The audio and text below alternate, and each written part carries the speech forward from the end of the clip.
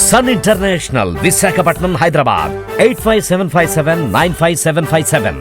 ఆదేశాల మేరకు మన గిద్దలోని principal civil judge Omkar sir, అలాగే మన ఏడీఎం గారు మరియు బార్ అసోసియేషన్ న్యాయవాదులు, అలాగే పోలీసులు అందరి ఆధ్వర్యంలో ఈరోజు మన కోర్టు దగ్గర నుంచి కుమ్మరంగడి వరకు ఈ ర్యాలీని విద్యార్థులతో కలిసి కండక్ట్ చేయడం జరిగింది.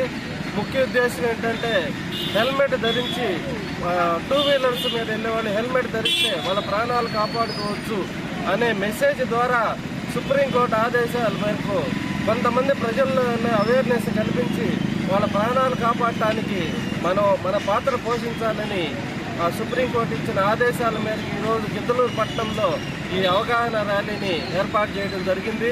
కాబట్టి ప్రజలందరూ హెల్మెట్, ముఖ్యంగా టూ వీలర్స్ మీద వెళ్ళే డ్రైవరు, పిలియన్ డ్రైవర్ ఇద్దరు కూడా హెల్మెట్ ధరిస్తే ఏదైనా యాక్సిడెంట్ అయినప్పుడు ఏదైనా వాళ్ళకి హెడ్ ఇంజరీగా అవ్వకుండా ఉంటుంది.